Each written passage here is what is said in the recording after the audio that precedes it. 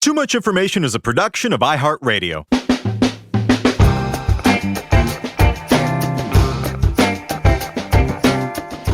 Hello, everyone, and welcome to Too Much Information, the show that gives you the secret history and little-known facts behind your favorite movies, music, TV shows, and more.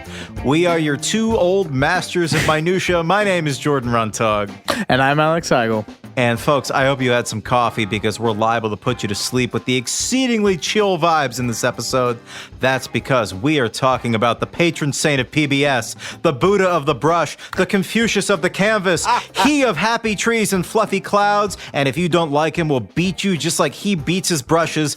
I'm talking about Mr. Bob Ross and the joy of painting. That is an all-time intro from you, Jordan. Well, you are fired up, buddy. He deserves it. He is one of my all-time favorites, one of my few sources of joy in this godforsaken world. I love him so much. The website Motherboard has described him as, quote, the yin to the internet hate machine's yang, preaching the wonders of natural beauty and artistic encouragement, a seemingly limitless belief in each and every one of us that we could all create something beautiful. And you know what? If we stumble along the way, that's just fine because, as Bob would say, we don't make mistakes. We just have happy accidents. This show, it's televisual Ambien. I never missed it when it was on as a kid. What was your relationship like with the joy of painting? I am ashamed to admit that I came to it late in life. I was a Mr. Rogers kid. Oh, yeah. Not mutually exclusive, but I understand. No, but then, like, basically, once I got into The Simpsons, that was it. It was Simpsons. Nothing but Simpsons. Nothing but Simpsons. He must have been on The Simpsons at some point. I know on Family Guy. Probably, yeah. Or they parodied him at least. Yeah. Painting regards, I got into the let's paint and jog. Let's John Kilduff. Yeah, let's paint and make blended fruit drinks. Like, that was when I was in college. I did spend some time, like, during my my lost years as a marijuana addict. I did spend some time with Mr. Ross, but I never painted. I'd never painted. Well, no, as we'll find out, I think something like between 3 and 5% of viewers actually painted along with it. Yeah. The rest just watched and just have it on and zenned out. Well, Bob has been back in the zeitgeist in recent years, thanks in large part to a 2015 marathon on the video streaming platform Twitch. And the 200-hour event pulled in more than 5 million viewers, which was enough to convince the powers that be at Twitch to make it a regular event.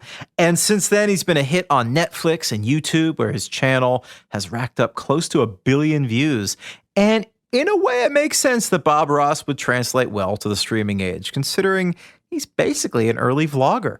He speaks directly to the camera, forging a close, intimate connection with the viewer, talking to them as if they were his friend. His painting lessons are basically the forerunners of YouTube how-to videos, with Bob's own unique brand of positivity thrown in.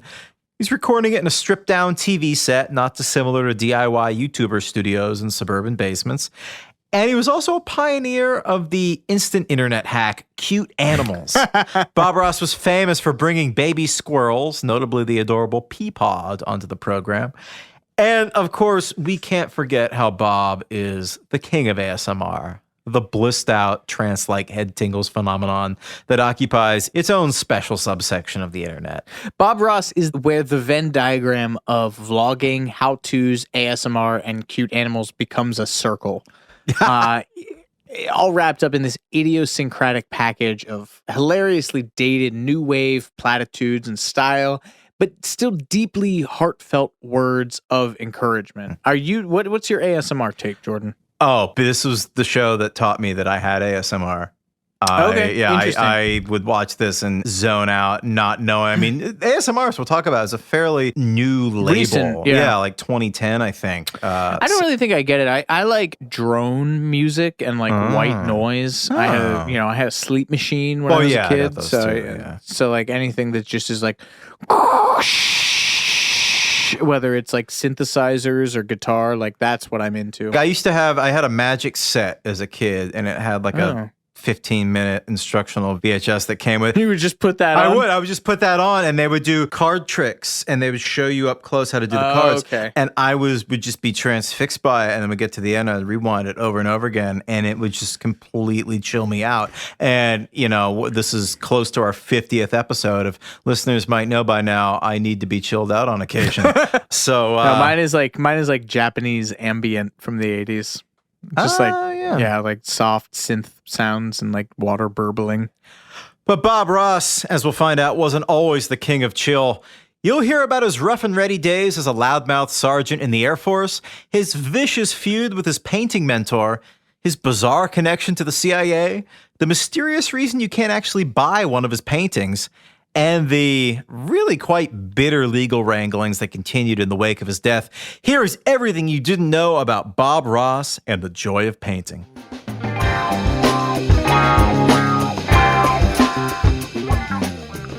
When Bob Ross was a kid growing up in Florida, he nursed an injured alligator back to health in the family bathtub.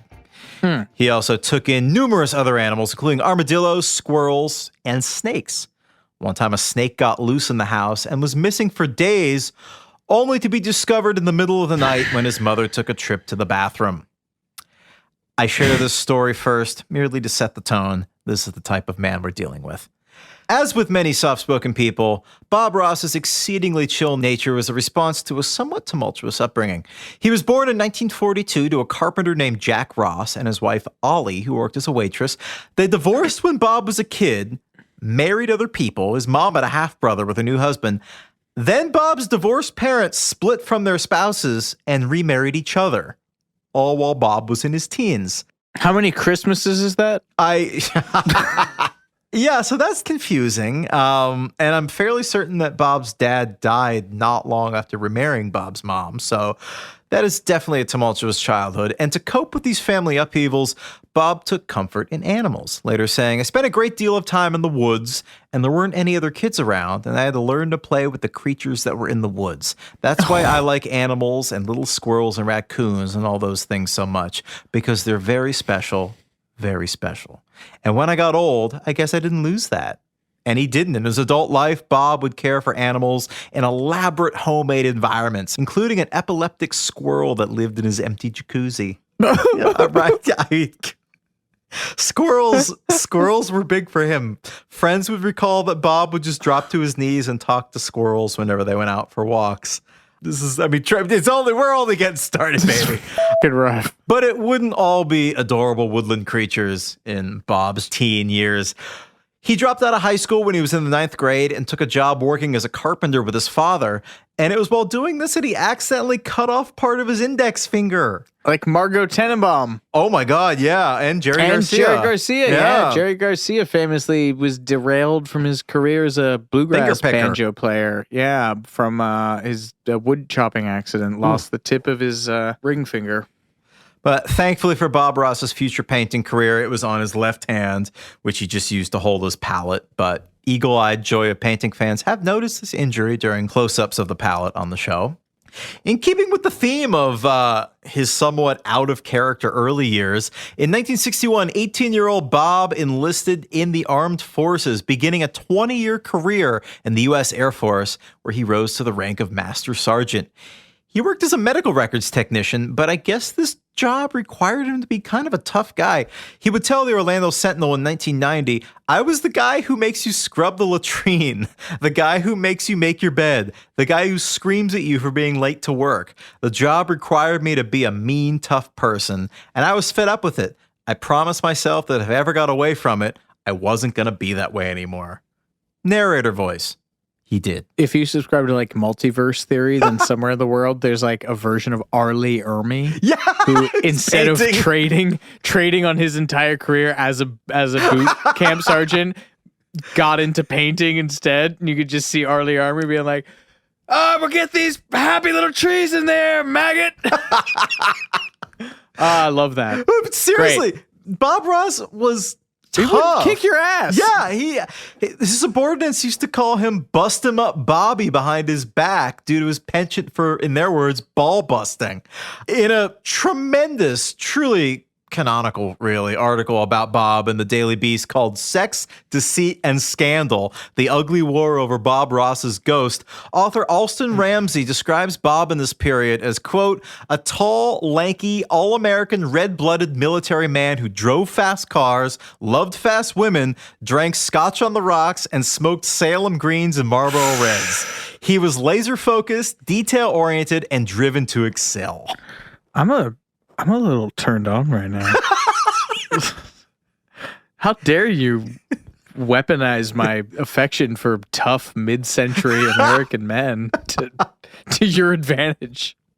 This is hitting below the belt, Jordan. I mean, his early years are insane. He was deployed to Thailand at the end of the Vietnam War and then was stationed in Washington State and ultimately at the Elson Air Force Base in Fairbanks, Alaska. And it was here in Alaska that he first saw the snow in the mountains that would crop up again and again in his paintings. And being from Florida, this environment was completely foreign to him, and it proved immensely inspirational to his burgeoning interest in painting. So what had been little more than a hobby quickly ballooned into a full-blown obsession, kind of a side hustle. He was a single father raising his son Steve, a name familiar to fans of the show. He was a frequent guest, and we'll talk more about Steve later.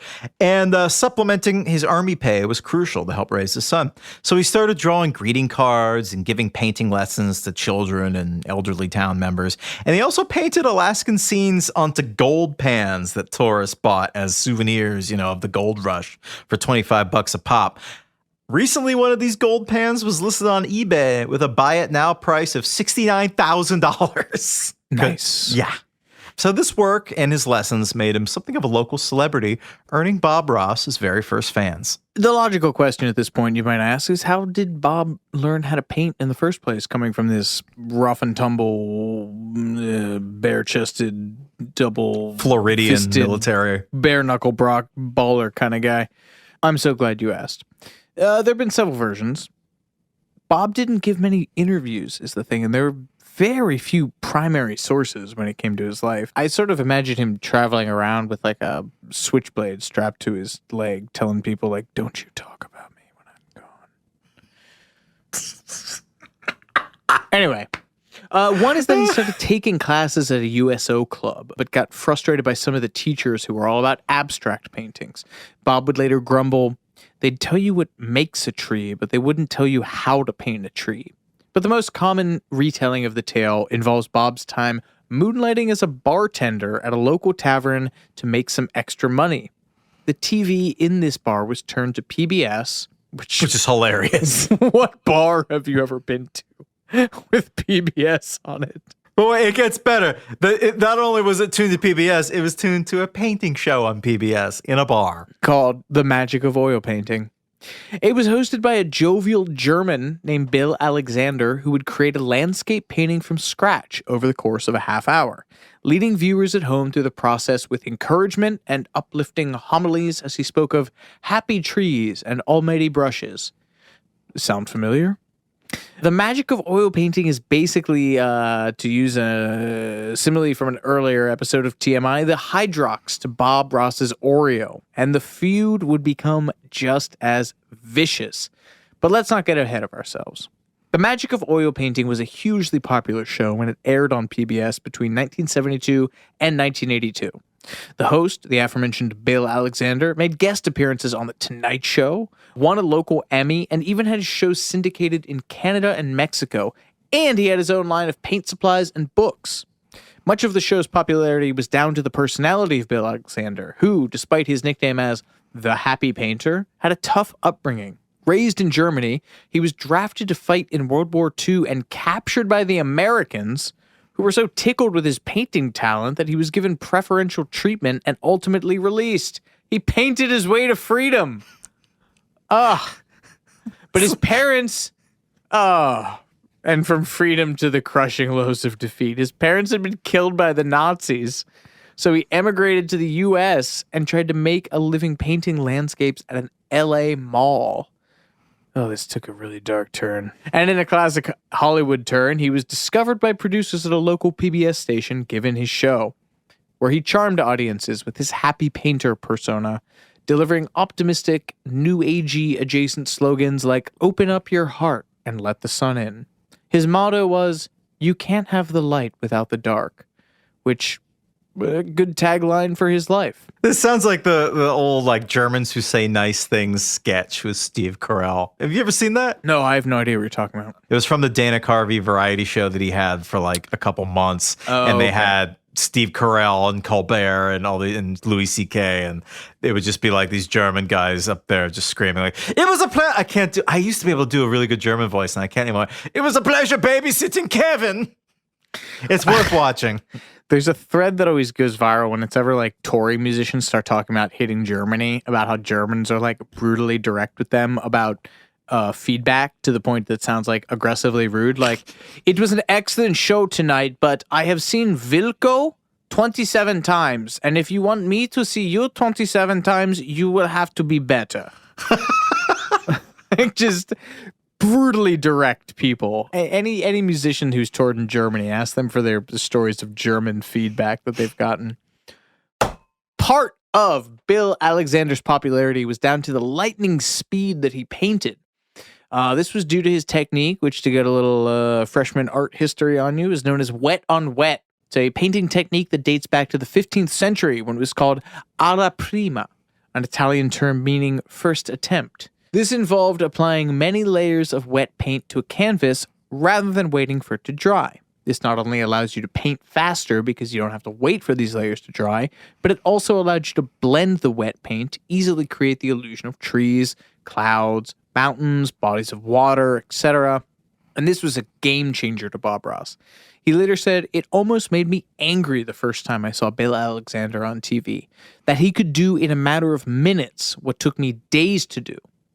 Bob was so taken with this that he went right to the source and sought out Bill himself, and Bill happily taught him, which is something that would later come back to bite Bill Alexander in the ass. But at the same time, Bill was impressed with Bob Ross's talent, and they hit it off, and Bill offered him a job at his company. See, Bill was planning on retiring, possibly to Argentina. Steady. He wanted to have an army of certified... Don't mention the war. I mentioned it once, but I think I got away with it. He wanted to have, let's say, a youth brigade of certified instructors who would travel across the country, teach his patented Volks painting techniques, and buy his branded paint supplies. This poor man was not a Nazi. Please forgive me. Bill was planning on retiring. He wanted to have an army of certified instructors travel across the country to teach his patented wet-on-wet painting techniques and buy his brand of paint supplies. And he wanted Bob to be one of his master apprentices. But by this point, Bob was making more money from selling paintings and giving lessons than he was in the army. So in 1981, at the age of 40, he retired from the Air Force after 2 decades and vowed never to raise his voice again and devote his life to painting. That hurts in the best way. Yeah. He basically became like a wandering martial arts monk. Yeah, he just traveled. Traveled teaching his painting technique. He moved back to his native Florida and became a traveling art instructor on the road for 8 months a year in a motorhome, setting up ad hoc classrooms in hotel function rooms, church halls, or small art shops across the country. But, as with so many things, the Central Intelligence Agency inserts itself into our narrative. It was at one of these workshops during his travels in 1982 that Bob Ross met a middle-aged couple who would change the trajectory of his life. The Kowalskis, Annette and Walt Kowalski. Great to meet you, Bob. They're related to the cigar chomping executive. They lived outside of Washington, D.C., where Walt worked for the CIA. And if you got close to Walt, he'd sometimes bend your ear with stories about his days eating monkey brains with the Viet Cong or strolling the Kremlin. But the Kowalskis were still a family in mourning. Their 24-year-old son had been killed in a car accident on the Beltway the year before, and Annette was, by her own description, nearly catatonic with grief. She would later say, "All I could do was lay on the couch and watch television."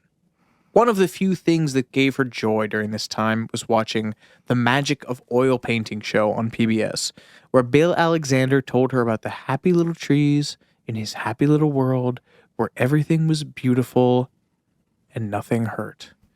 Annette reached out to take lessons with Bill, but he said that he retired, and instead he recommended his apprentice, Bob Ross, who was giving a lesson in Clearwater, Florida. There's a multiverse somewhere where Bob Ross teams up with Jimmy Buffett. You know that, right? Walt was so desperate to cheer up his wife that he drove her the 1,000 miles to Florida to take this class. It was a 5-day instructional course, and by the end, Annette felt rejuvenated by Bob Ross. His optimism, his serenity, his encouragement, his exuberance.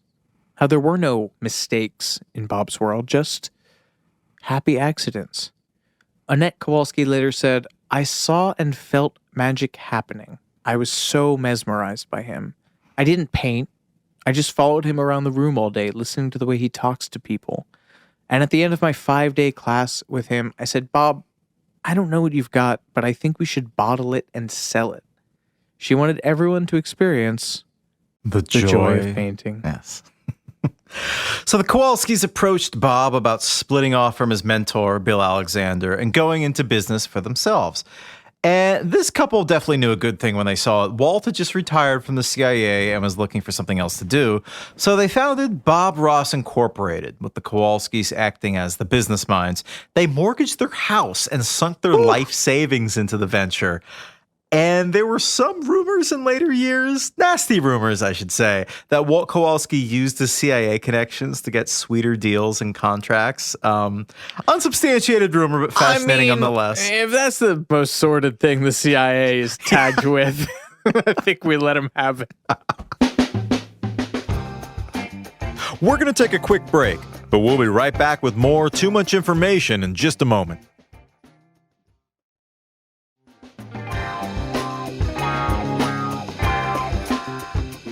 So Bob Ross struck out alone, hitting the road in his motorhome, spreading the joy of painting like a soft-spoken, artistic Johnny Appleseed.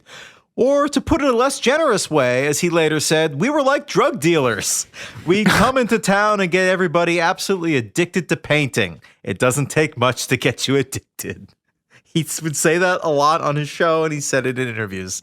But money was tight, and in the first year, the business lost $20,000. So Bob had to cut some corners. Thank God that was CIA heroin trafficking money. I could afford to take a hit. But Bob had to cut some corners, and one of them resulted in his signature look. According to the Bob Ross myth, he decided to save money on regular haircuts by getting his hair permed. And this was vaguely fashionable in the early 80s, and it meant that he didn't have to go every few weeks to get his regular military, high and tight. This look was certainly a choice. Apparently, his old Air Force friends couldn't recognize him on the joy of painting and were only convinced that it was actually him when they saw the missing tip of his finger. Otherwise, he was totally unrecognizable from the guy they knew in the armed forces. Sadly, this bums me out. Bob apparently grew to hate the look, but by the time he was making enough to afford regular haircuts again, it had become his trademark, both literally and metaphorically.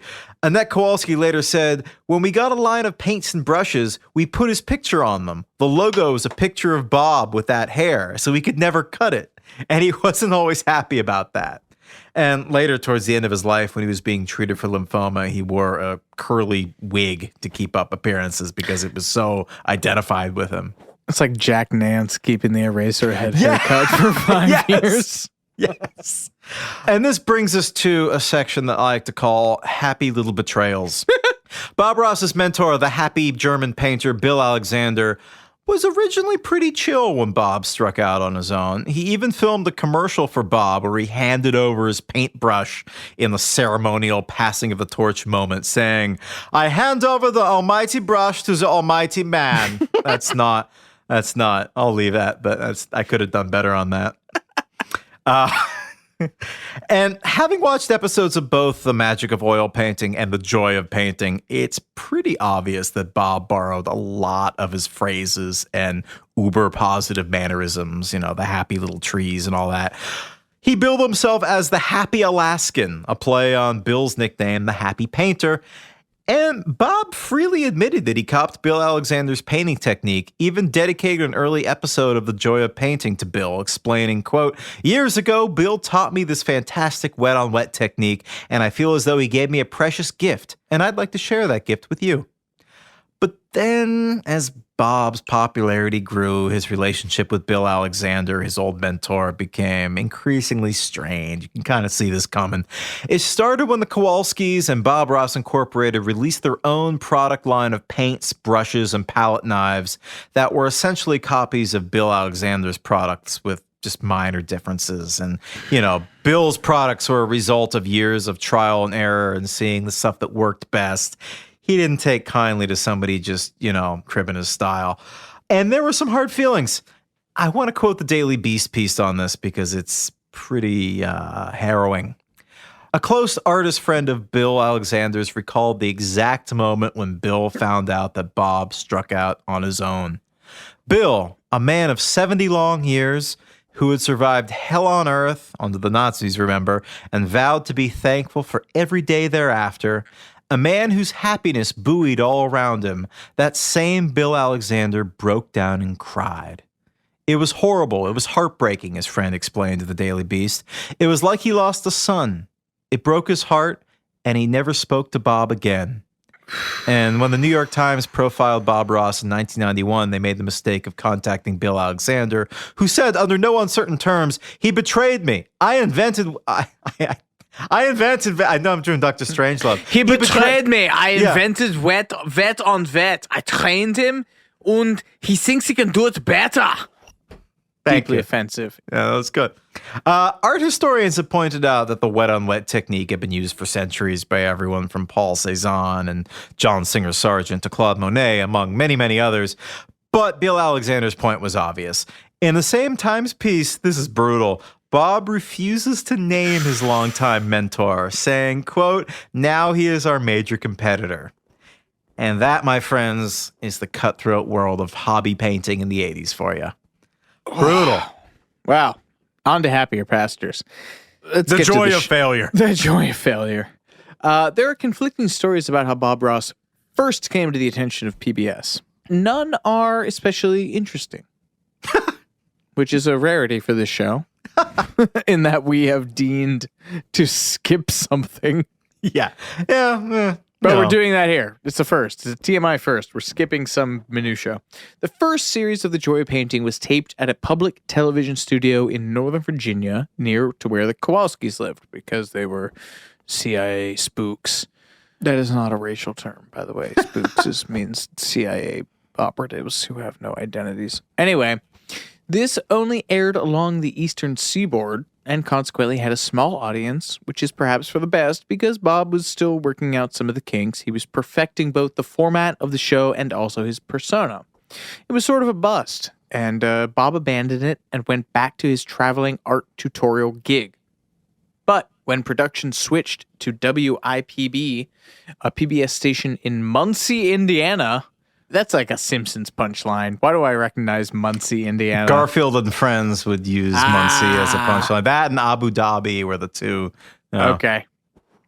That was where things started to gel. Bob initially approached them purely because he was doing a class in Muncie and wanted to put an ad on the station.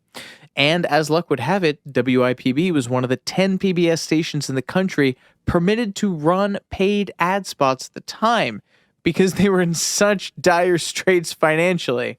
That's both an argument for kismet, and perhaps the arc of the universe bends towards Bob Ross, but also a reminder to support your local PBS station, folks. Yes.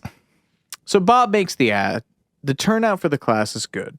The station is impressed with him, and he decided to give The Joy of Painting another go on WIPB Muncie, Indiana. They would produce the show until it ended in 1994, just before Bob's death. That is 30 seasons of 13 episodes apiece. So, how does that work? Well, every 3 months, Bob would drive his motor home from his home in Florida to Indiana to film. Did you pull that up on Google Maps? What is that? That's a whole 15-hour drive. 15 hours from Florida to Muncie. God love him. He would bang out an entire season of 13 episodes in just 2 or 3 days. 13 episodes in 2 or 3 days. Since the episodes were largely unedited, he could tape one episode every 26 minutes, approximately. The WIPB studio was in the living room of a converted Victorian home, which is, pretty hilarious given the shoestring of this. Ultra low budget, shot with 2 cameras, a medium shot of Ross and his canvas, and a close-up shot of the canvas or palette. The set was deliberately Spartan, so as not to distract from the painting. Bob wore his standard, now canonical outfit of jeans and a button-down shirt every episode because he thought it was a timeless look. And he didn't want anything that would date the episodes and hurt the chances of the show being run in syndication. I'm starting to gather that every single design choice that he made for the show made it look dated almost instantly, which I guess is part of the charm. It's timeless in that it never really was of its time. Yeah, exactly. It exists outside of time. Despite the freewheeling, laid-back vibe of the show, Bob actually planned a lot of this quite meticulously. The painting he did every episode was not off the top of his head. He actually painted not 1, but 3 versions of each painting you see in the show. And this will come back later into the by the numbers segment that we do of this. So keep this fact in mind. 3 versions of each painting. He did the first version beforehand, just to work out what he wanted to do. Then he painted the one you see on the camera, using the previous version as a reference while filming. Then, after the show, he painted a third, quote, perfect version that was painted with a photographer who snapped every brush stroke for the instructional books that he published. Now, while there were some differences between these 3 versions, they were usually pretty minor. According to his business partner, Annette Kowalski, even his ad-libs were well rehearsed. She later said, "He told me he would lay in bed at night and plan every word. He knew exactly what he was doing." Talking to the Washington Business Journal in 2009, she elaborated, "Every single thing Bob said or did on every program was deliberate. There was not one word that came out of his mouth that he hadn't thought about beforehand. He was a little ahead of his time. He sensed a growing evangelical mood in the country, so he started saying, 'God bless, my friend,' at the end of every show. He had a real sense for these things." That's horrifying. And that's not a quote. That's me interjecting. And of course, we can't forget Bob's love for God's little things. His little critters that he loved to bring out on days when he had paintings that were less time consuming. There's Peapod the squirrel. Peapod would hang out in his pocket, but there was also Peapod Jr. and Bobette. And, most germane to my interest as an amateur corvidologist, he kept a crow. That's pretty cool. Do you know the name of the crow? Jim Croce? I don't know. Jim Croce. Damn it. You beat me to it. That was not the actual name of the crow. That's just a little inside joke between me and Jordan. You folks get none of that.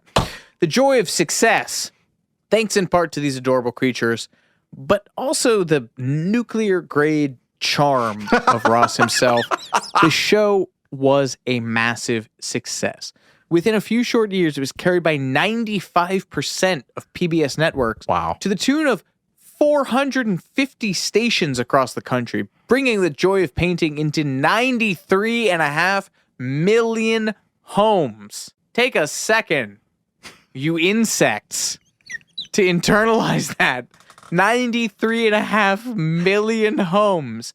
The show is also broadcast in Mexico, the Philippines, South Korea, Taiwan, Hong Kong, Turkey, the Netherlands, the UK, Germany, Switzerland, Belgium, Austria, Costa Rica, Canada, and Japan, where it aired twice a day on the network NHK. Twice a day, Bob Ross was on the air in Japan. Japan was second to the US in terms of audience numbers. When he visited Japan, Bob attracted Beatlemania-level mobs. The station manager at WIPB tells the story of the Japanese television executives watching a version that had been dubbed into Japanese with Bob's voice wiped out. They flipped out and demanded that Bob's voice be added back in. Even though audiences would have no idea what he was saying, the tones and timbre of his voice transcended the language. I love that. I love that. It's true. I mean, I'm sure they had captions on or subtitles, but you gotta have don't want that. it dubbed. No, you don't want it dubbed. No. No. You need Incredible. This gets to the larger question of why this show was such a global success. Bob's voice is clearly a major factor. Art critic Mira Shore compared his voice to Fred Rogers, noting similarities between Bob's soft voice and the slow pace of his speech. And there are also some who praise the virtues of his wet-on-wet technique, which is a fast and quick-to-learn method that allows beginners to paint trees, water, clouds, and mountains in a matter of seconds with a huge 2-inch brush and painting knives. And Bob later said, "I really believe that if you practice enough, you could paint the Mona Lisa with a 2-inch brush."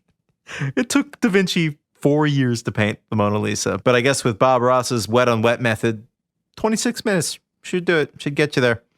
The wet-on-wet technique didn't require a large investment in expensive tools, and Bob would brag that within 1 hour of touching the brush to canvas for the first time, his students would have a finished painting. And, that's nothing to sneeze at. The New York Times piece from 1991 that we've been quoting from, with the awesome headline, "The Frugal Gourmet of Painting," says that, quote, "As a cultural phenomenon, Mr. Ross can be ranked with the overnight mail delivery service, liquid diet weight loss programs, 24-hour wedding chapels, television evangelicalism, and microwave ovens. He provides instant gratification to his followers, satisfaction guaranteed." But we touched on this earlier in the episode. Let's be real here. Have you ever actually watched The Joy of Painting to actually paint? Absolutely not. I know you've not. I've not. Nope. I don't know anyone who has. It was once estimated by the production team who makes the show that only between 3 and 10% of viewers were actually painting along. 10 sounds high. I'd go with 3. Yeah. In Bob's own words, the majority of our audience doesn't paint, has no desire to paint, will never paint. They watch it strictly for entertainment value or for relaxation. We've gotten letters from people who say they sleep better when the show is on. That's interesting to me. I wonder how he felt about that. I don't know, man. I guess soothing people to sleep is a noble undertaking. Oh, I agree. And Bob Ross is likely the way that a certain segment of the population over the age of 30, including me, discovered that they were susceptible to ASMR. What is ASMR, Jordan? Yes, let's talk about that phenomenon for just a moment. For anyone who doesn't know, it's the pleasurable, almost physical, trance-like sensation of tingles on the scalp and the back of the neck in response to auditory stimuli like whispering, tapping, typing, usually mundane, ordinary, everyday tasks. Isn't the thing like people do like... Yeah, with like the binaural, is that the word? Those microphones? Binaural, yeah, microphones. Yeah. Usually... It's like stereo panning. Like you basically have 2 microphones that you're sort of tapping and panning the signals between. It can be something as similar as what I'm doing right now is dragging my fingers on the mic, but you can tap and people crinkle like rappers and stuff. Yeah. And you pan those signals to either side of a stereo channel, and that. And you wear headphones. People who want to experience it, you listen to it through headphones. It gratifies people. Let's say. Yeah. There's sometimes. It's a little sexual. Let's get that out of the way. Yeah, thank you. Yeah, I wrote that and then I didn't say it. You danced around it, and I wanted to come back to it. I appreciate that. The joy of painting hits the ASMR trifecta due to both the natural timbre of Bob's voice, plus his mellow cadence, and the simple repetitive actions he does with his brushes. And the term ASMR stands for Autonomous Sensory Meridian Response. And that's a non-clinical term that was coined in 2010 by a woman named Jennifer Allen, who started the ASMR Research Support Facebook group. And it's so named because very little is known about this phenomenon. The sensation literally didn't have a name before 2010. I think many people felt like it was something that was unique just to them, and there kind of seemed to be an element of shame surrounding it, at least until it was brought into the open in 2007 when a woman with the username Okay, whatever 51838 described her experience of ASMR sensations in an online health discussion forum, steadyhealth.com. And that kind of was like opened the floodgates for everyone saying, oh my God, I feel that way too. I thought that was just this weird thing of mine. It was this incredible period of everybody comparing notes, and a huge section of the population, but not everybody notably, realized that they all felt the same way as a response to these triggers. And ever since, a cottage industry of YouTubers have racked up millions of page views with videos of them, folding napkins, brushing hair, turning pages in magazines. There's something wonderfully poetic about people deriving quasi-sensual, let's just say sensual. Sensual's a people better word, deriving yeah. sensual experiences from just the most mundane Yeah. you know? Yeah. Like, honestly, what more do you want out of life than to be able to get a borderline transcendent experience from somebody turning magazine pages? That's fucking beautiful to me. Like, that's like Buddhism, man. Yeah. To be fulfilled by like the very banalities of everyday life in like a way that lights up all your synapses. I think that It's hypnotic. It Yeah. is. I mean, it's something I'm very susceptible to. And yeah, that's exactly what it is. It's something calming because it just is in the rhythm of living. I mean, I love watching people cook, for example, or make Typing is a things big with their one. hands. Yeah, I'm not into like the click clack stuff or any of the scratching or crinkling. It's more watching people do things. And there's just something beautiful about with their hands. That's really what it is, including card tricks and coin tricks and things. It's all about just like watching somebody skillfully do something, which is, I think, why the Bob Ross show is such a big one for me. But there are many questions about ASMR, ranging from why only certain people experience it and what percentage of the population they make up, and whether those who have never experienced it ever can. If there's some trigger that would actually get them to experience it. Considering that most view it as, at best, a pseudoscience, there's been very little research done on ASMR. Stephen Novella, who's a clinical neurologist at Yale University School of Medicine, suggested a potential scientific basis for the experience in a 2012 post on the Neurological blog. I want to quote some of it now. Perhaps ASMR is a type of seizure. Seizures can sometimes be pleasurable and can be triggered by these sorts of things. Or ASMR could just be a way of activating the pleasure response. Vertebrate brains are fundamentally hardwired for pleasure and pain, for positive and negative behavioral feedback. We're rewarded with a pleasurable sensation for doing things and experiencing things that increase our survival probability, and have a negative or painful experience to make us avoid harmful behavior or warn us about the potential of danger or injury. Over evolutionary time, a complex set of reward and aversion feedbacks have developed. Add to this the notion of neurodiversity, the fact that all of our human brains are not clones or copycats, but vary in every way possible they can. We have a range of likes and dislikes, and there are individuals and even subcultures that seem to have a different pattern of pleasure stimulation than what's typical. Perhaps in some cases, this is largely cultural, not neurotypical. S&M comes to mind. If reports are accurate, there are some people who experience pain as pleasure and erotic. So that's all very interesting to me. The first peer-reviewed research study into ASMR was published in 2015 by two psych researchers at Swansea University in Wales, and it was pretty base level, basically suggested that ASMR can improve mood and even pain symptoms through various common triggers, including whispering, personal attention, crisp sounds, and slow movements. And other scientists have looked directly at brain scans via fMRIs, and these suggest that there's a blending of neural networks, a sort of audio-tactile synesthesia, which most people associate synesthesia with just being able to see colors of music, for example, the blending of different senses. It could also be something a little more simple. It could be an evolutionary thing because it reminds us of being children and our parents talking to us in these very soothing tones. So, yeah. A lot of unknowns, but whatever it is, Bob Ross has it. He has the ASMR magic. Hashtag whatever it is, Bob has it.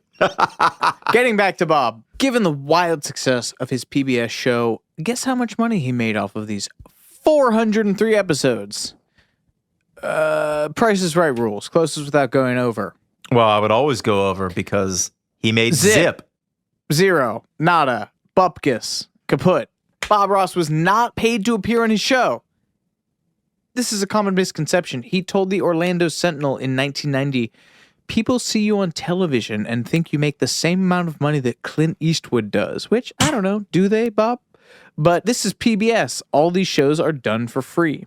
This is the common structure of the shows at the time. PBS public access television served as advertising for whatever else this person had in their life. Namely, in Bob's sake, his art lessons and the product line. So he could bang out an entire 13-episode season of The Joy of Painting in just over 2 days, which freed him to get back to his private lessons, which is where he made money. And his company at this point also produces how-to books, over 100 branded tapes and art materials, and at one point, several hundred certified Bob Ross method instructors fanned out across the globe, all of which presumably he got a decent percentage of. Bob Ross Incorporated ultimately blossomed into a multi-million-dollar venture. And, when Bob wasn't busy doing the Lord's work, tending to injured critters in his empty jacuzzi, he was cruising the streets of Florida in his 1969 silver Corvette with its vanity Bob Ross license plate, or, who had this on their bingo card, collecting Victorian-era opalescent glass. Victorian-era opalescent glass. He's ripping butts in his 69 Corvette with his Bob Ross vanity plate in search of women Opalescent and Victorian glass. Bob Ross just railing lines of coke in Miami. Like, I don't care what you got to do. You get me that Victorian glass. But get me that bottle of Prussian blue. Get me it. I'm going to come back here in 1 week and I want you to get me that glass. Somehow that turned into Ray Winston. Ray Winston. Get me the glass. As you meditate on that, we'll be right back with more Too Much Information after these messages.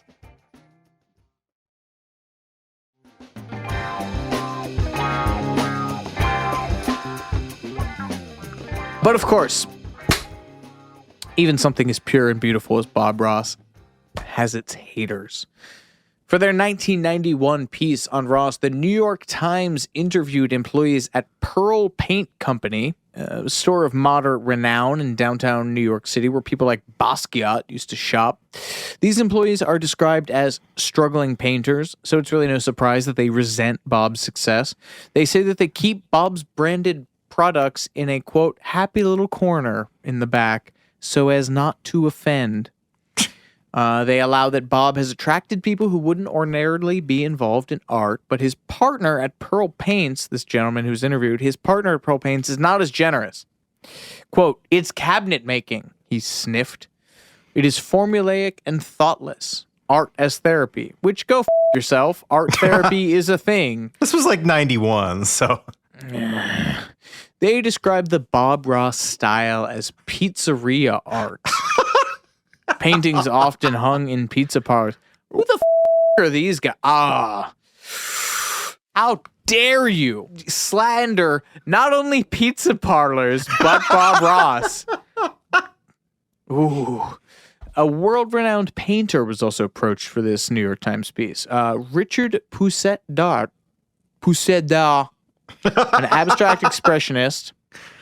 It's also the father of John ahead. Pousset-Dart of the Pousset-Dart Band, who's a New England favorite. I feel like my parents used to see them a lot. Yeah, sounds terrible. Quoted by the Times as saying, I am horrified by art instruction on television. It's terrible. Bad, bad, bad. They are just commercial exploiters, non-artists teaching other non-artists. I don't teach a technique or a method. I nurture students to find their own. Thank God you didn't make me read this beforehand. I would have vomited in my own mouth. But Bob had his own words for abstract expressionists. If I paint something, I don't want to have to explain what it is. Abstract expressionism was funded by the CIA as a direct result of the Soviet art concentration on realism, on paintings of like peasants striving in the fields and these large-scale renderings of industrial art. Did you know that? No, where is this? Where are you getting this? I've never heard this. I'll do a quick sidebar. I wasn't prepared to do this. Wow, that is fascinating. I had not heard that. Get this on stuff that I want you to know. Wow. This is on BBC. This is 2016. All right, so quick bullet points. Abstract expressionism. We're talking Willem de Kooning, Jackson Pollock, Mark Rothko. I'm quoting the BBC here. One of the most remarkable things about the movement was the speed with which it rose to international prominence. Although the artists associated with it took a long time to reach their signature styles, once the movement had crystallized by the late 40s, it rapidly achieved first notoriety and then respect. by the 50s, it was generally accepted that the most exciting advances in painting and sculpture were taking place in New York rather than Paris. A year after Jackson Pollock's death in a car crash, the Met paid $30,000 for one of his paintings, an unprecedented amount. Now, we know for a fact that the CIA bankrolled certain cultural initiatives as part of its war against the Soviet Union. It did so indirectly through part of programs such as this organization, Congress for Cultural Freedom, which was an anti-communist advocacy group active in 35 countries, which the CIA helped establish and fund. For example, it paid for the Boston Symphony Orchestra to travel to Paris to participate in a festival of modern music. Now, according to a historian named Francis Staunor Sanders, the CCF financed several high-profile exhibitions of abstract expressionism during the 1950s, which toured Europe between 1958 and 1959. An exhibition brought to London was funded by an American millionaire named Julius Fleischmann. Fleischmann was the president of a body called the Farfield Foundation, which was funded by the CIA. So, you connect all these links, you can essentially infer that much of the spread, if not the school, like we're not saying the CIA gave Jackson Pollock a check. What we are saying is that the dissemination of the school of abstract expressionism that was popular in mid-century America was pushed by cultural funds that the CIA had a hand in. I don't know where I was going with that. My point is... I mean, so your point was Bob Ross, the military man, has a reason for hating abstract expressionists. Yeah, but he's also 1 degree of separation away from the damn CIA.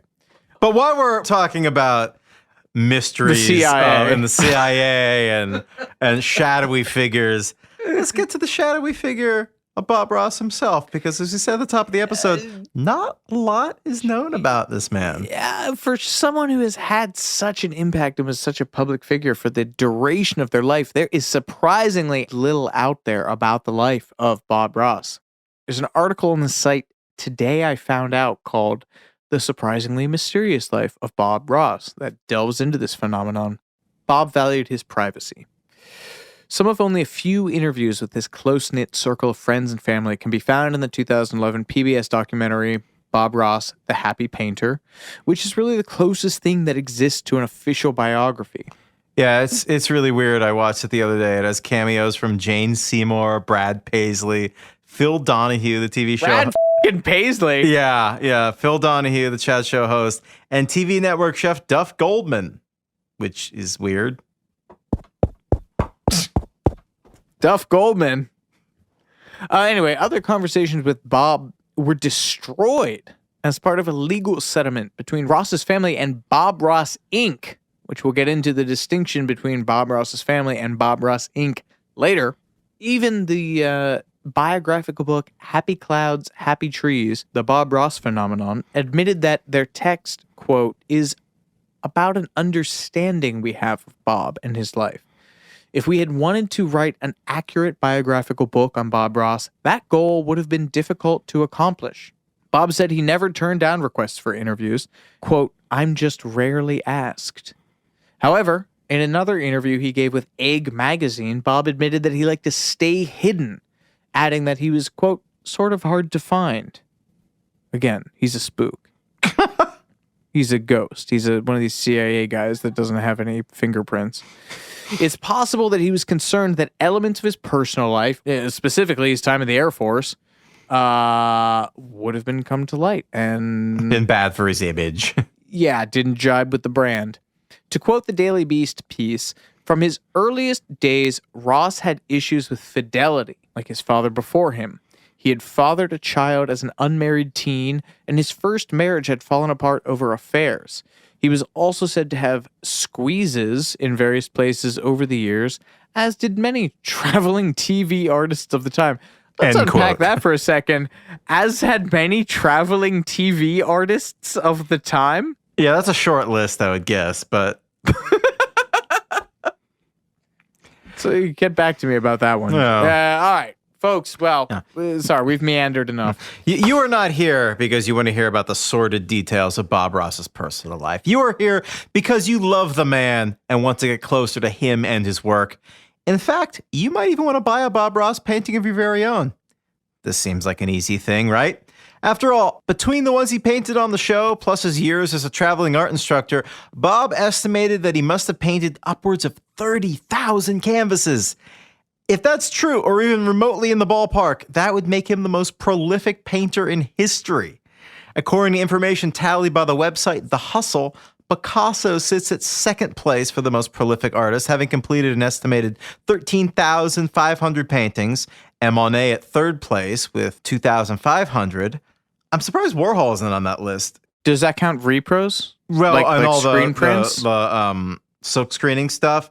Yeah. I don't know. His website says that he produced over 9,000 paintings and sculptures and nearly 12,000 drawings. So I'm not sure. But yeah, maybe they have strict definitions about how the paintings are made. But anyway, clearly there are many Bob Ross paintings out there in the world. So clearly they must come up for sale all the time, right? Right? Dead wrong. Very wrong. Bob Ross paintings are famously impossible to obtain. The major auction houses like Julian's and Christie's have reportedly never come across a Bob Ross painting. Why is this? Well, in short, to borrow a phrase from Billy Preston, that's the way Bob planned it. That's the way Bob wanted it to be. His relationship to his work was always interesting because he didn't crave any sort of professional validation whatsoever. As he told the New York Times, quote, "There are thousands of very, very talented artists who will never be known, even after they're dead. Most painters want recognition, especially by their peers. I achieved that a long time ago with TV. I don't need any more." And that's just a really interesting outlook. He only had one retrospective held at the Minestra Cultural Center in Muncie, where he taped the show. Other than that, Bob said he had no interest in a major exhibit. And he was also opposed to flipping his paintings for profit. He frequently said on his show that he donated his paintings to PBS stations to auction off at fundraisers to, quote, make a happy buck. And for years, WIPB-TV, the PBS station in Muncie where Bob filmed most of his episodes, would auction off a Bob Ross painting at its annual fundraising drive. And according to the town's local paper, these paintings were always the most anticipated item at the auction, overshadowing things like tickets to Cancun, diamond necklaces, rare Beanie Babies, and basketballs signed by Magic Johnson. Damn right. Yeah. The rare paintings of Bob's that do come to market are almost exclusively from before his TV career when he sold paintings just to survive up in Alaska. These works frequently sell for tens of thousands of dollars. There's a story of a flight instructor from Alaska who bought a landscape scene from a local artist in the early 80s at an art fair for something like $60. It spent years sitting in his garage until his son, who was a big fan of Bob Ross's YouTube videos, thought that he recognized the signature in the corner of the painting, and sure enough, it was an authentic Bob Ross painting, sold for 10 grand. So check your Alaskan landscape paintings, folks, because you never know. Bob said he painted 30,000. Pre-owned Mountain Stream original. It's going for 155,000 On eBay? eBay right now. Wow. Bob Ross original wet on wet gold pan. Oh, what he did when he was painting for tourists. 1970 with certificate of authenticity. 12,000.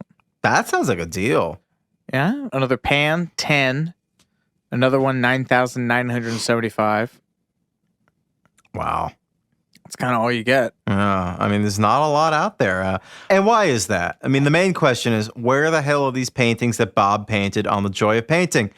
Well, no less an authority than the New York Times launched an investigative report in 2019 called Where Are All the Bob Ross Paintings? Well, we found them. It's this incredible video. Turns out these paintings are held at Bob Ross Incorporated headquarters in an anonymous-looking office building in suburban Virginia.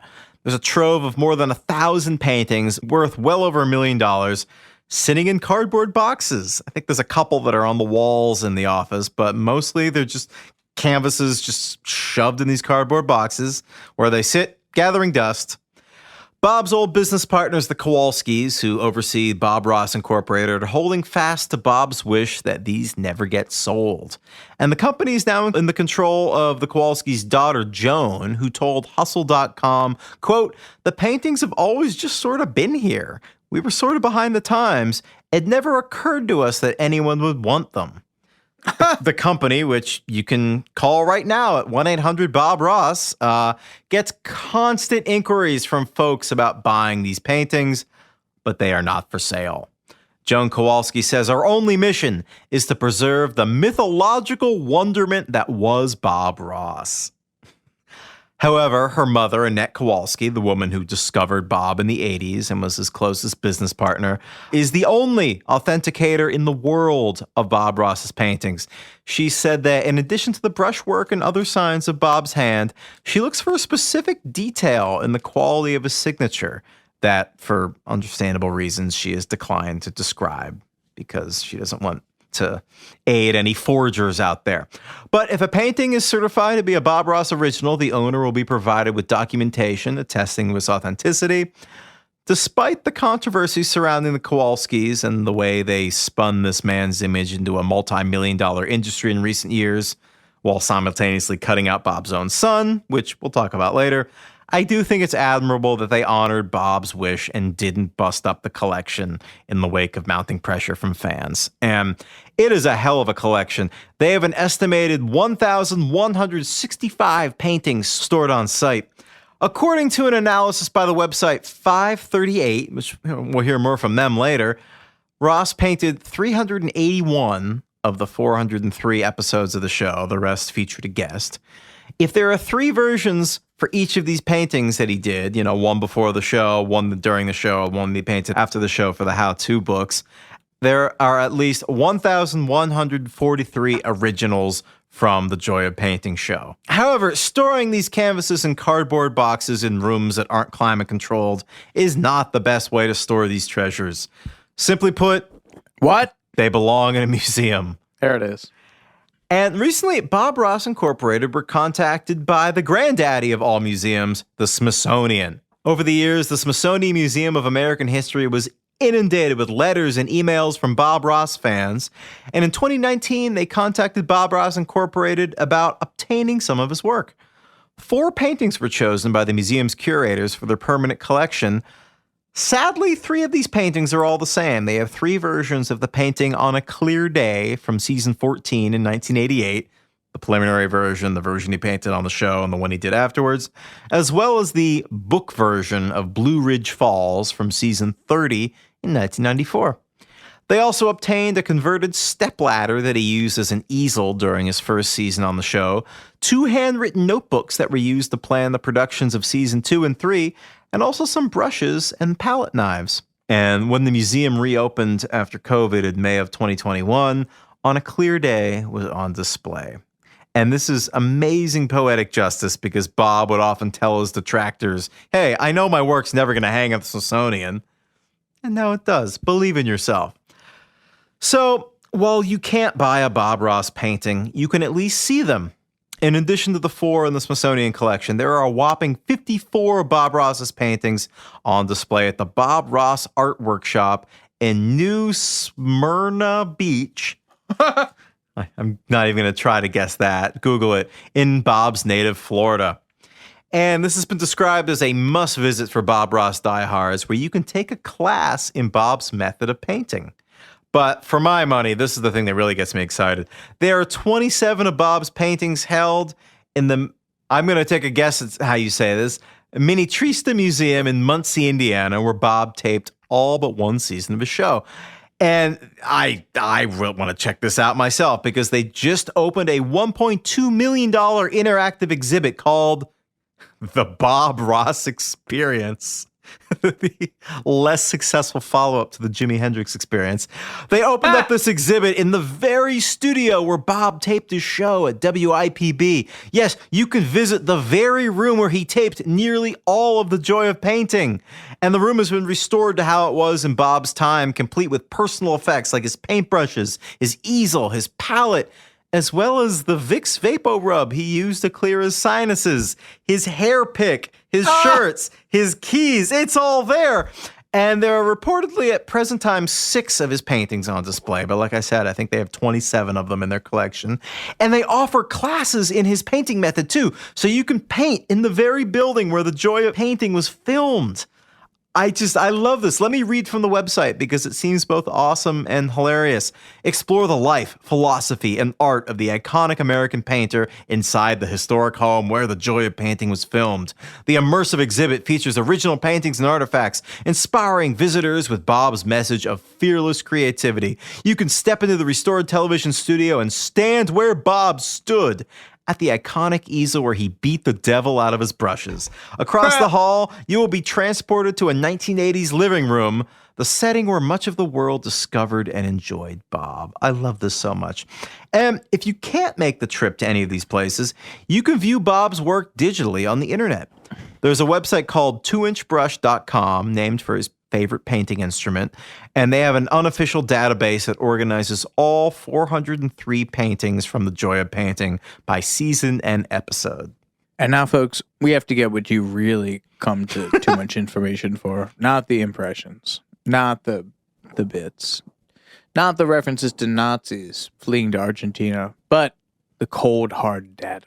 This database has allowed us to study Bob's work like never before and figure out the inner workings of the misunderstood genius to bring us closer to Bob. To quote Trent Reznor, bring us closer to Bob.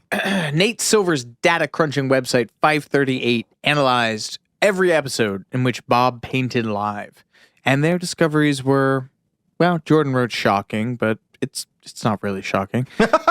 We'll move past that. They concluded that 91% of Ross's paintings contained at least one happy little tree. 44% contained happy little clouds. 39% had almighty mountains. And 34% contained peaceful mountain lakes. But a man after my own heart. Do you know what he almost never painted? People. In miserable humanity. What was the There Will Be Blood quote? I don't know how much longer I can keep doing this with these people. On rare occasions, Bob would incorporate a cabin, but Annette Kowalski had an interesting point about those. 2538. I will tell you Bob's biggest secret, she said, perhaps overselling this. Quote, if you notice, his cabins never had any chimneys on them. That's because chimneys represented people, and he didn't want any sign of a person in his paintings. There's an early viral video of some guy dressed as Bob singing a song called That's Why I Don't Paint People, which I love. In the 11 years that Ross painted on television, there are only a few known instances in which he included a human figure in his landscapes.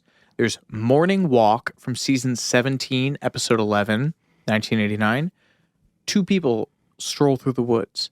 Campfire from season 3, episode 10, 1984. A figure in a hat leans against a tree. And according to Annette Kowalski, Campfire was among Ross's least favorite paintings. But despite his apparent disdain for humanity, Bob was very good at connecting with them, especially for his high-profile media appearances. He was a regular guest on the Phil Donahue Show. Once he brought 5 members of the audience on stage to do a painting tutorial live on air. In 1989, he appeared on the Joan Rivers Show. I'd like to see that. I know. And also appeared on Regis and Kathy Lee. In the early 90s, Ross even did several MTV promotional spots. He painted a snowy mountain and said, MTV, it's all just fluffy white clouds, which is a great bit of shade. Yeah. That's on YouTube. That. It's good. It's good. In 1994, he made Jordan's favorite cameo on Bill Nye, the Science Guy, where he did a self-parodic segment entitled The Artistic Eye with Bob Ross. And apparently a major country music fan, Bob appeared at the Grand Ole Opry, even being called on stage to take a bow by friend and fan Hank Snow in 1987. And why not? Hard to find an enemy for Bob Ross. Everyone loved Bob. Bob made his final appearance in 1995, the same year he died. Not on The Joy of Painting, but on the pilot episode of another PBS show, a children's series called The Adventures of Elmer and Friends. And this is so touching because it had been Bob's long-term goal to host a kids show. The series premiered in 1996, just a year after his death. And that episode included a final message of thanks from Ross to his fans and viewers, along with a musical tribute. Bob's health had always been shaky. He was a cigarette smoker for most of his adult life, and he was apparently convinced for very many years that he would die young. In the mid-'80s, he suffered a heart attack while in Indiana to film a season of The Joy of Painting. He was diagnosed with lymphoma in early 1994, but he kept the diagnosis largely secret outside his immediate circle. He died the following year on the 4th of July in Orlando, Florida, and you're hard to find a more American death than dying on the 4th of July in Orlando. I say that without sarcasm. His remains are interred at Woodlawn Memorial Park in Gotha, Florida, under a plaque marked Bob Ross, television artist, which I think does him a grave disservice. Strangely, none of his business partners, the Kowalskis, attended the funeral, although they did send flowers. And this is where things get a little less happy. Yes. In the late 2010s, the documentarian Joshua Roffey wanted to make a film about the life of Bob Ross. He previously worked on a true crime series called Sasquatch and on 2019's Lorena about Lorena Bobbitt. So he was expecting that this was going to be a nice palate cleanser in his CV, a sweet excursion into the world of happy trees and fluffy clouds. He thought wrong. He soon learned that very few people wanted to go on record speaking to him for fear of legal retributions. Dozens of people declined to go on camera to speak about a PBS painter. All expressed concerns over lawsuits. Obviously, he knew he hit a nerve here. This ultimately led to the creation of the documentary Bob Ross, Happy Accidents, Betrayal, and Greed, which hit Netflix last year. In this film, he uncovered a massive schism between Bob's son Steve and Bob's business partners, the Kowalskis, who control Bob Ross Incorporated. The story, it's a little convoluted, but it goes a little something like this. Bob Ross Incorporated was initially a four-way partnership between the husband and wife Annette and Walt Kowalski and Bob Ross and his wife. Bob's wife died in the early 90s, which gave the Kowalskis a controlling interest in the company. In other words, due to a quirk of business legalities, Bob was a minority shareholder in the company that controlled his own image. There have been allegations that when Bob was diagnosed with lymphoma, the Kowalskis tried to pressure him into signing over the rights to his estate before he died. And there are stories of screaming matches on the phone while the man was literally dying, with Bob going back to his Air Force days screaming, "I am not giving you my name." Shortly before his death, Bob made a series of changes to his will, specifying that his name, likeness, and the rest of his intellectual property go to his two sons, supposedly out of spite against the Kowalskis because he was so annoyed that they were putting him through all this business stress while he was so sick. But after Bob's death, the Kowalskis countered this in court because when Bob died, they became the sole owners of Bob Ross Incorporated, and they claimed that virtually everything that Bob had ever done in his life was a work for hire, and thus Bob Ross had no right to bequeath his estate, his image, and all that stuff to his sons. The Kowalskis won this lawsuit, and there was an undisclosed settlement with Bob's son Steve, leaving him unable to financially benefit from his father's name or image. So legally, the Kowalskis have won, but this documentary is basically about the moral ambiguities of the situation, which some of Bob's friends have dubbed Grand Theft Bob. This documentary, it's very good. It's pretty nuts. It's told mostly from the perspective of Bob's son, Steve, because the Kowalskis refused to be interviewed. They claim that it's because the filmmakers weren't being transparent. Steve, Bob's son, says the Kowalskis called him 2 days after his dad died and said, according to him, "I want you to listen to me carefully. Any Bob Ross art products, anything related to art or painting, You can never make those, distribute those, create a business around those, nothing. But if you would like to do anything not painting or art related, that's fine. You can do Bob Ross pickles, Bob Ross shoes, Bob Ross whatever, but you cannot put the Bob Ross name on a painting or an art related product ever, period, for the rest of your life.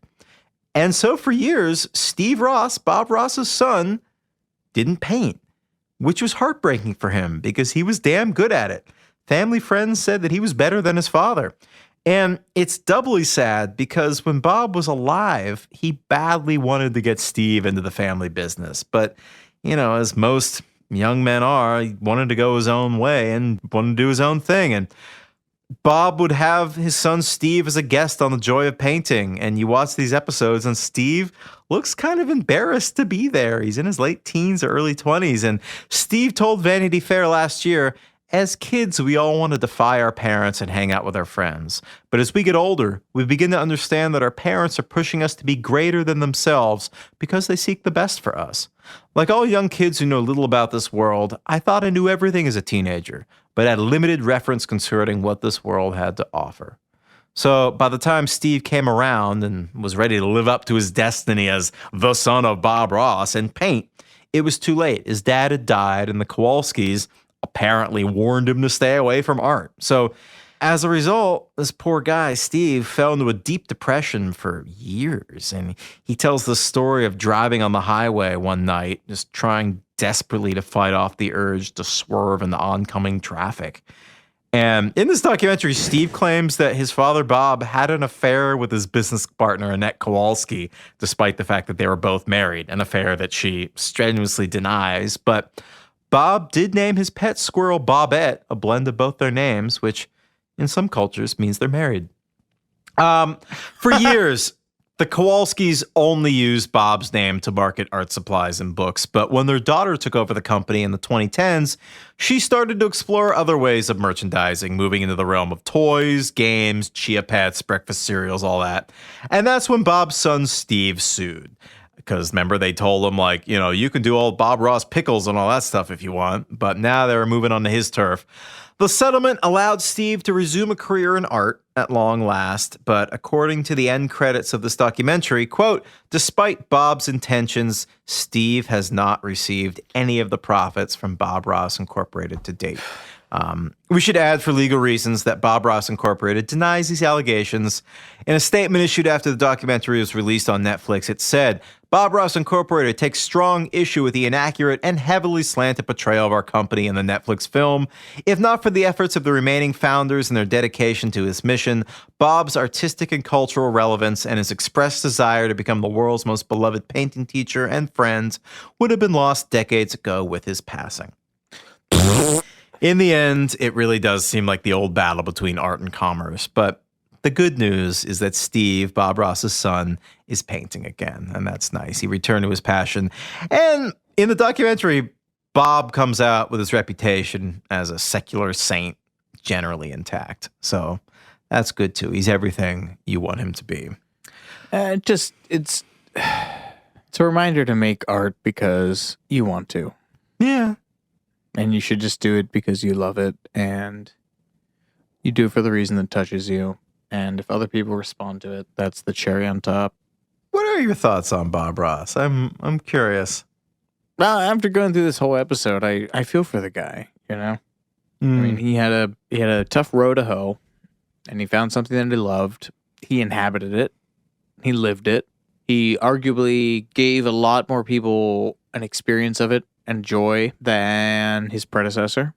Mm-hmm. And to see people who produced nothing and just did all the paperwork, fighting vociferously over his life's work is sickening. Like I said, it's a good reminder to make the things you make for you and because you like them and not because you think they're going to get you rich. You want to teach people how to do them, that's even better, but even something as pure as Bob Ross will eventually get dragged through the muck of courts and finances. So I'm begging you, do it because you love it. Don't do it to become an influencer or any of that shit. Just do it because you want to make happy little mountains.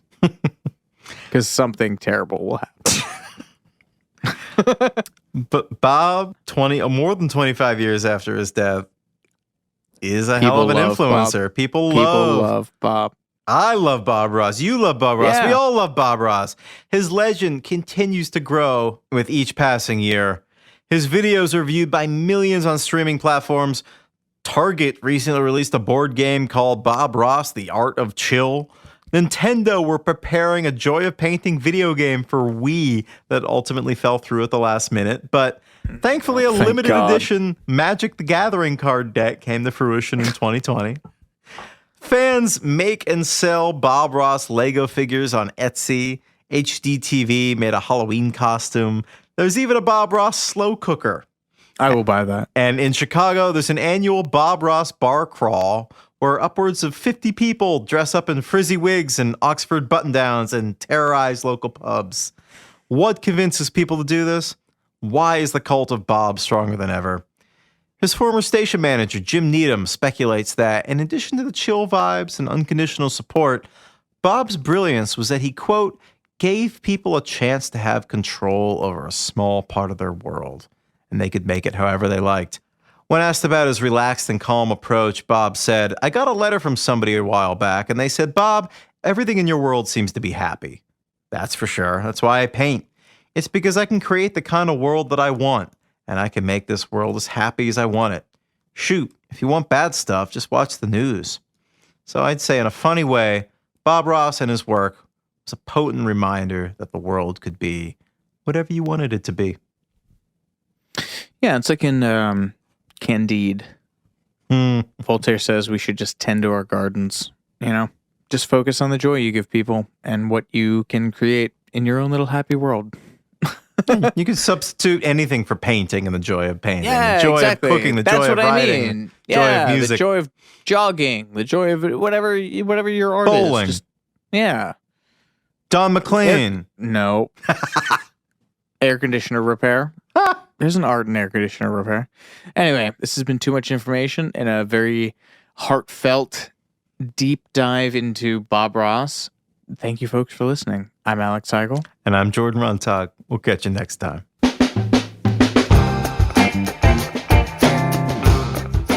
Too Much Information was a production of iHeartRadio. The show's executive producers are Noel Brown and Jordan Runtagh. The supervising producer is Mike Johns. The show was researched, written, and hosted by Jordan Runtagh and Alex Heigl. With original music by Seth Applebaum and the Ghost Funk Orchestra.